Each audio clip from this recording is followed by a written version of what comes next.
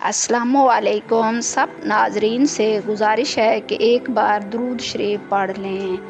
एक बार दुरूद शरीफ पढ़ने से अल्लाह ताला 10 मरतबा रहमत फरमाते। जून 1948 में कैद आदम अपने डॉक्टरों के मशवरों से क्वेटा मुंतकिल हो गए। यहाँ एक मुंतकिली की वजह ये थी कि कराची का गर्म मौसम था और इसलिए कैद आदम का ख्याल था कि क्वेटा में गर्मी का मौसम गुजारने से उनकी सेहत बेहतर हो जाएगी, ताकि वो पाकिस्तान को उस मकाम तक ले आना चाहते थे वो अमेरिका जैसी सुपर पावर का मुकाबला कर सके। लिहाजा क्वेटे तक पहुंचने तक कोई वाक़या पेश ना आया था जिस पर कोई शक हो सके। अगला मरला तब आया जब कैदी आदम की अगले महीने में तबीयत ख़राब हुई तो उन्हें क्वेटा से ज़ियारत मुंतकिल कर दिया गया। 13 जुलाई को कैद आदम को ज़ियारत रेजिडेंसी में ठहराया गया और आपको मालूम है कि ज़ियारत सतह समंदर से 25,000 मीटर बुलंद है। इतनी बुलंदी इंसान के फेफड़ों के मरीज़ के लिए बिल्कुल मौजू नहीं है, क्योंकि बुलंदी पर ऑक्सीजन कम होती है और फेफड़ों को बहुत ज़्यादा ज़ोर लगाना पड़ता है। और कैद आदम के फेफड़े तो टीबी की वजह से पहले ही कमज़ोर थे, तो कैद आज़म ने इतनी बुलंदी पर जाने का फ़ैसला कर कैसे लिया, ये बात समझ नहीं आती। इसकी दो ही सूरतें समझ में आ सकती हैं कि या तो कैद आज़म को इल्म ही नहीं था कि यहाँ पर उनकी सेहत से मुतालिक क्या क्या मसाइल पैदा हो सकते हैं, या फिर किसी ने उन्हें जानबूझकर या गलती से गलत मशवरा दे डाला। इसके बारे में आज तक कोई कुछ नहीं कह सका। फातिमा जना ने भी अपनी किताब माई ब्रदर में भी ये लिखा है कि कैद आदम ने ज़ियारत जाने का फ़ैसला किया, लेकिन उन्होंने किसी मशवरा देने वाले का नाम नहीं लिखा। नाजरीन, लियाकत अली ख़ान की तरफ से कैद आज़म को उनके इलाज के लिए पूरी सहूलतें दी गई और फातिमा जना भी कैद के साथ मौजूद थी और उनकी देखभाल कर रही थी। उन्होंने वफाकी काबीना के सेक्रेटरी जनरल चौधरी रहमत अली को फ़ोन करके डॉक्टर कर्नल इलाही बख्श को कैद आज़म के लिए लाहौर से बुलवाया था। चौधरी रहमत अली ने फौरी तौर पर उन्हें भेज दिया। डॉक्टर इलाही बख्श आखिरी वक्त तक कैद आज़म के साथ रहे और कैद आज़म की जान बचाने के लिए कोशिशें करते रहे। इसी दौरान उन्होंने कैद के इलाज के लिए जो भी मदद मांगी उन्हें फराहम की गई। उनकी मदद के लिए क्वेटा से सिविल सर्जन डॉक्टर सदीकी और क्लिनिकल पैथोलॉजिस्ट डॉक्टर महमूद को भी ज़ियारत भेजा गया। उन डॉक्टर्स ने कैद की शदीद तबीयत की ख़राबी की वजह से उनके कुछ टेस्ट भी किए। जब रिपोर्टें आईं तो उनके सामने भी वो राज खुल गया जिसे कैद आज़म काफ़ी अरसा छुपाए बैठे थे। डॉक्टर इलाही बख्श जान गए कि कैद आज़म को टीबी है और इस बात को उन्होंने फातिमा जना को भी बता दिया और उन्होंने कैद आज़म को भी इस बात की इत्तला दी, मगर कैद आज़म इस बात को पहले से जानते थे। उन्होंने डॉक्टरों से कहा कि मैं ये बात पिछले 12 वर्ष से जानता हूँ। मैंने अपने मर्ज़ को सिर्फ इसलिए ज़हर नहीं किया था कि हिंदू मेरी मौत का इंतज़ार ना करने लगे। फिर उन्होंने डॉक्टरों से पूछा कि ये टीबी वाली बात उन्होंने फातिमा जना को तो नहीं बताई। जब डॉक्टर्स ने कहा कि उन्होंने फातिमा जना को बता दिया है तो कैद आज़म ने कहा कि मेरे ख्याल में उन्हें बता देना एक गलती थी, क्योंकि आखिरकार वो एक नरम दिल खातून है। अब कैद आज़म के मर्ज़ की तफ्तीश तो हो गई थी, यानी डॉक्टर्स को ये मालूम हो गया था कि उनको टीबी की मर्ज़ लाहक है। अब उनका इलाज के लिए जदीद आलात की ज़रूरत थी। डॉक्टर इलाही बख्श ने लाहौर में टेलीग्राम भेज दिया और मज़ीद 3 डॉक्टरों को अपनी मदद के लिए बुला लिया, जिनमें डॉक्टर रियाज अली शाह भी शामिल थे और ये डॉक्टर अपने साथ जदीद आलात और सामान भी लाए थे।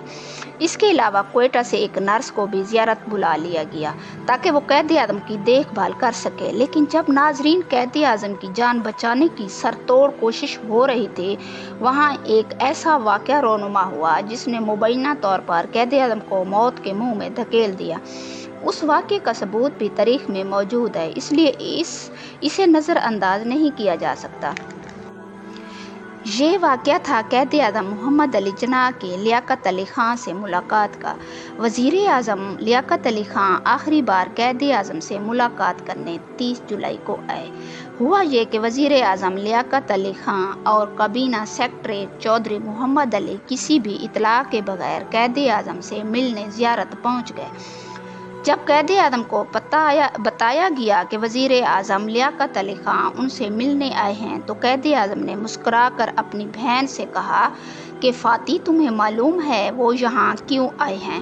وہ دیکھنا چاہتے ہیں کہ میری بیماری کتنی شدید ہے اور یہ کہ میں اب کتنے دن کا مہمان ہوں۔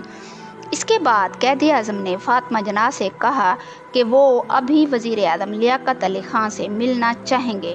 تب فاطمہ جناح نے کہا کہ آپ ان سے کل صبح مل لیں، تو قائد اعظم نے کہا نہیں، انہیں ابھی آنے دو، وہ خود آ کر اپنی آنکھوں سے دیکھ لیں۔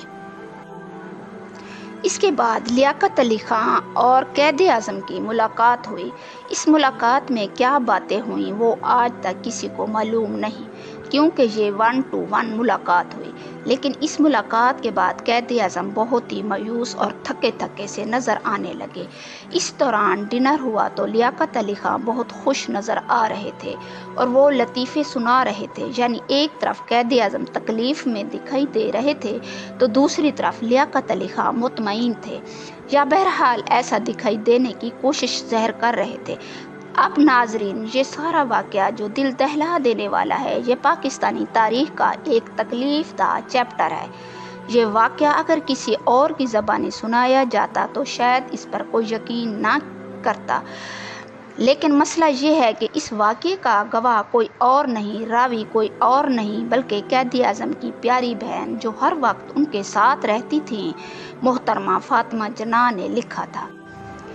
مگر ہوا یوں کہ جب یہ کتاب چھپنے گئی تو اس کتاب میں سے سینسر کر دیا گیا، اور اس واقعے کو سینسر کرنے والے کا نام شریف المجاہد تھا۔ ڈان کے کالم نگار اختر بلوچ کی تحقیق کے مطابق یہ وہی شریف المجاہد تھے جنہوں نے 1976 میں قائد اعظم اکیڈمی بھی قائم کی تھی۔ قائد اعظم پر لکھی جانے والی ان کی کتاب کو صدارتی ایوارڈ بھی مل چکا ہے۔ اختر بلوچ لکھتے ہیں کہ انہوں نے اپنی ایک ملاقات میں شریف المجاہد سے پوچھا کہ یہ آخر انہوں نے فاطمہ جناح کی کتاب کو کیوں سینسر کیا، تو شریف المجاہد نے دراصل جواب دیا کہ جن حصوں کو ہٹایا گیا وہ نظریہ پاکستان کے مطابق نہیں تھے، اس لیے مجھے ان کا کچھ نہ کچھ تو بندوبست کرنا تھا۔ اختر بلوچ کے مطابق شریف المجاہد کو ان کے رویے کی کوئی شرمندگی نہیں تھی۔ فاطمہ جناح نے یہ بھی لکھا کہ غلام محمد جو اس وقت پاکستان کے وزیر خزانہ تھے، انہوں نے ایک تکلیف دہ اور بات بھی فاطمہ جناح کو بتائی تھی۔ انہوں نے یہ کہا تھا 14 اگست 1948 کو پاکستان کی پہلی سالگرہ کے موقع پر قائد اعظم نے قوم کے نام جو پیغام جاری کیا تھا، حکومت پاکستان نے اسے زیادہ پھیلنے نہیں دیا بلکہ تھوڑا چھپا کر رکھا، جبکہ اس کے مقابلے میں وزیر اعظم لیاقت علی خان کے پیغام کو پرنٹ کروایا گیا، چھپوا کر عمارتوں پر لگایا گیا اور طیاروں کے ذریعے پرچیوں کی شکل میں مختلف علاقوں میں گرایا گیا، لیکن بانی پاکستان کے پیغام کو اس طرح تشہیر نہیں دی گئی۔ قدرت اللہ شہاب کہتے ہیں کہ یہ دونوں واقعات فاطمہ جناح نے اپنی کتاب مائی برادر میں لکھے تھے۔ 17 اکتوبر 1989 کو جب پاکستان ٹائمز میں شریف الدین پیرزادہ نے لکھا کہ جب لیاقت علی خان اور قائد اعظم کی زیارت میں ملاقات ہو رہی تھی تو ڈاکٹر الہی بخش قائد اعظم کو دوا کھلانے کے لیے باہر کھڑے تھے۔ لیاقت علی خان ان کے سامنے ہی کمرے سے باہر نکلے، اور جب ڈاکٹر الہی بخش کمرے میں گئے تو قائد اعظم سخت پریشان تھے۔ انہوں نے دوا کھانے سے بھی انکار کر دیا اور کہا کہ اب میں مزید زندہ نہیں رہنا چاہتا۔ بعد میں جب قائد اعظم کا انتقال ہو گیا تو لیاقت علی خان نے ڈاکٹر الہی بخش کو بلوا کر دھمکی دی کہ اگر انہوں نے کسی اور ذریعے سے اس ملاقات کے بارے میں کچھ بھی جانتے ہیں تو وہ اس کا ذکر کسی سے نہیں کریں گے، ورنہ انہیں سنگین نتائج کا سامنا کرنا پڑے گا۔ ہو سکتا ہے بھارت کا پلڑا بھاری تھا اور لیاقت علی خان نے قائد اعظم کو کشمیر کی موجودہ صورتحال کے بارے میں بتایا ہو، जो कि हौसला अफजा बात नहीं थी, तो वो सुनकर कैद आज़म परेशान भी हो गए हों। 13 अगस्त को फिर डॉक्टर्स ने कैद आज़म को ज़ियारत से क्वेटा मुंतकिल कर दिया था, क्योंकि ज़ियारत जैसा बुलंद मकाम कैद आज़म की सेहत के लिए मौजू नहीं था। अब क्वेटा पहुंचकर कैद आज़म की सेहत तेज़ी से बेहतर होने लगी। कैद आज़म ने इसी दौरान अपने डॉक्टर से कहा कि आपने बहुत अच्छा किया कि मुझे यहाँ ले आए। ज़ियारत में मुझे ऐसे मालूम होता था जैसे पिंजरे में बंद हो। इसके 3 दिन बाद जब कैद आज़म का एक्सरे और दूसरे टेस्ट हुए तो उनका रिज़ल्ट बहुत अच्छा था। सेहत तो अच्छी हो रही थी, अब कैद आज़म की भूख भी बढ़ गई थी और वो पेट भरकर खाना खाने लगे थे। एक बार तो उन्होंने डॉक्टर्स के मना करने के बावजूद हलवा पूरी मंगवाई और शौक से खाई। डॉक्टर्स इस बेहतरी से इतने पुरुमीद थे कि उन्होंने कैद आज़म को मसरूफ़ रखने के लिए अखबार पढ़ने और दफ्तरी फाइल्स निपटाने की भी इजाज़त दे दी। हत्ता कि डॉक्टर्स ने उन्हें सिगार पीने की भी इजाज़त दे दी। कैद आज़म की सेहत की बेहतरी को देखते हुए डॉक्टर्स ने उन्हें कराची शिफ्ट होने का मशवरा दिया। यहाँ तक सब ठीक था और कैद आज़म में ज़िंदगी दौड़ाने लगी थी। फिर 29 अगस्त को एक और हैरत अंगेज़ वाक़या हुआ। उस रोज़ डॉक्टर्स इलाही बख्श कैद आज़म का मुआयना करने के लिए आए। उन्होंने मुआयना करने के बाद कैद आज़म से कहा, मुझे उम्मीद है जिस रियासत पाकिस्तान को आप वजूद लाए हैं उसे पूरी तरह मुस्तहकम और मजबूत करने के लिए आप देर तक जिंदा रहेंगे। लेकिन कैद आज़म ने डॉक्टर्स की बात का बहुत गैर मुतवक्के जवाब दिया। उन्होंने कहा, डॉक्टर, जब आप ज़ियारत पहली बार आए थे तो मैं ज़िंदा रहना चाहता था, लेकिन अब मेरा मरना जीना बराबर है। ये अल्फाज ज़बान से अदा करते वक्त उनकी आंखों में आंसू आ गए। कैद आज़म मोहम्मद अली जिन्ना ने कहा, मैं अपना काम पूरा कर चुका हूँ। डॉक्टर इलाही बख्श लिखते हैं कि इस वाक़े से 5 हफ्ते पहले तक कैद आज़म का ख्याल था कि अभी उनका काम यानी पाकिस्तान को मजबूत करने का काम नामुकम्मल है, और वो लिखते हैं कि मुझे महसूस किए बगैर ना रह सका कि कोई भी बात ज़रूर ऐसी है जिसने उनसे जीने की आरज़ू छीन ली है।